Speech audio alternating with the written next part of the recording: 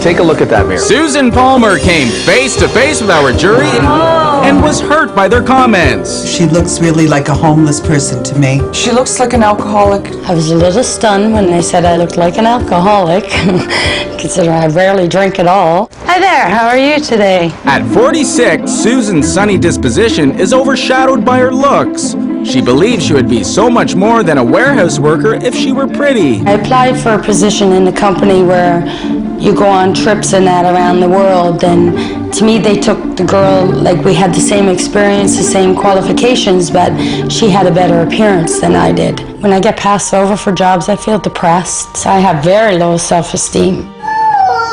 Her children are supportive of her makeover since all of Susan's time has been spent supporting them as a single mother. When my mom talks down about herself, it hurts. God, I'm gonna cry. She's raised my sister and I awesome. I want to be like her. Looks like she just threw on whatever she could find. It's big, it's baggy. She looks like she's given up. Now Susan has 7 days to turn that first impression around. I'm hoping to get some self-esteem out of this makeover. Feel good about myself, feel proud of who I am. I just want to look, I don't even think pretty. I would like to look normal. Do you feel like you've lived life to the fullest? No, I don't think so. I want to go further in life and I just don't know how. It was obvious Susan needed some direction along with the makeover. And the first person I thought of to help her was Bruno LoGreco. Great to see you. Likewise. Bruno, this is a good friend of mine. This is Susan. Susan, Bruno is our life coach. When Bruce brought me here, I was afraid that I would be told that I was a failure, that I don't succeed very well. What was your childhood dream? I, at one point, dreamed of being a stewardess. What happened to that? I was basically told, no, that I would never be a good stewardess. Someone told you that you wouldn't be a good stewardess? A teacher did, actually. I think Susan kind of gave up on life and hope even before her teacher shattered her dreams of becoming a stewardess. I think it started way back at childhood, and she just kind of figured that someone's going to eventually tell me which way to go, and I'll just go wherever they want me to go. What about activities? Do you do any activities that bring you joy, any activities that bring you happiness? Other than without my family, no. So it's just easier to do for others and not worry about yourself, because then you don't have to deal with whatever's going on with who you are. Would you say? Yeah? I believe that, wow, once this is done, I'm going to look great and people are going to look at me the way I want them to. I never thought that I personally had to work on my inside. So how much longer can you go down this path of taking care of everybody else and not yourself? I just assumed that I would just keep going forever. When someone doesn't follow their dreams in life and they listen to everybody else but themselves, they end up in a place of stuckness, right? I mean, life is all about learning. Here's the worst part. Your kids actually see what you're doing, and it's lead by example. So don't be surprised your children are going to do the exact same thing and forget about life and give up hope. I never thought of that. So how do we get you out of this stuckness and get you moving forward into the life that you know exists? I don't know. Getting Susan unstuck is our job, and kickstarting that process is an overdue visit to the dentist. There's actually a lot going on in your mouth. You have some dentures. Would you mind taking that out for us? A smile makes me feel ashamed because it's not white, it's not straight, it's not perfect. You're missing several teeth, and your back teeth are decayed, actually. We may have to do some root canals on our teeth, but we have to get her back teeth fixed first before we do anything with her dentures. Do you want to put them in so we can take a look? Susan has 15-year-old partials. Those partials have been through war and back. So we're going to give you new upper and lower partial dentures, but I promise you they're going to be beautiful. When they told me that I was going to get more partials, I was a little disappointed but excited all at the same, because at least they'll be brighter and whiter and look nicer than what I have now. We're going to fix the back teeth up for you as well. So we're going to complete your smile and you're going to be really happy with the final result.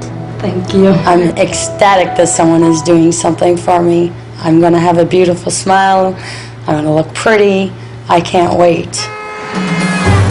When we first met Susan, she said she just wanted to look normal. Dr. Fred Wexberg will surely exceed that. Well, let's see what we can do for you today. I'm going to look here at your upper half of the face first, and we can see right away that you have this deep line here, these grooves, these frown lines. Now, I noticed one more thing, and that is this raised little mole here. I hate this thing. I could put a Band-Aid on it, makeup on it, it still pops out. I'll be so glad to get rid of it. Well, I can remove it if you'd like. I'd love you forever. What Susan has is a mole which also has some blood vessels in it, and that's why it was so red and so obvious. We got rid of this mole by removing it with a few little stitches. She'll have a very tiny little mark, and she may not even notice it at all. One more little red bump? Thank you. The second thing is to remove the muscle contraction, reduce it on the upper half of her face and on her forehead. So with that, a few simple Botox injections. Now on the lower half of her face, we use a hyaluronic acid agent, Perlane and Restylane, and these will fill in greatly, taking away this aged, shadowed look. Let's have a look at it. Wow. This was the most important thing that I wanted to get rid of, and now it's gone. Hey there. Although Susan's exterior was getting a boost, there was still the issue of her being stuck in a rut. I'm trying to think of getting things started, and I don't know how to go about it. I think it'd be a good idea for you to start thinking about maybe being a better role model for your kids. You want your children to grow up pursuing their dreams and being everything they can be. And you're not setting that example. No, I'm not. You're doing this makeover for a reason, so you can get a second chance at life. I could do more. It's no longer that I want to, it's now I'm going to. Susan, you know what I think would be a great idea? Is if you went home and told your kids that you can be whatever you want to be, and that they can be whatever they want to be. And then hopefully they'll learn from your accomplishments and not from your mistakes. Does that sound like a plan?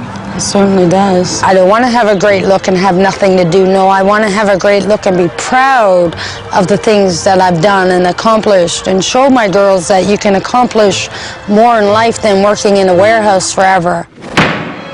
She looks like she wants to just disappear. She doesn't want to be noticed. She doesn't care about her appearance at all. It's like, don't look at me. Susan has perfected her disappearing act. So, David Clemmer needs to make her reappear. Just be nice. Hi. Hi. Susan, this is David. Hi. Susan! Susan, where are you, Susan? Oh, there you are. Nice to meet you. She was blending into the background. Susan! I hear a voice. I just don't see her. Where's your color? Susan, come on.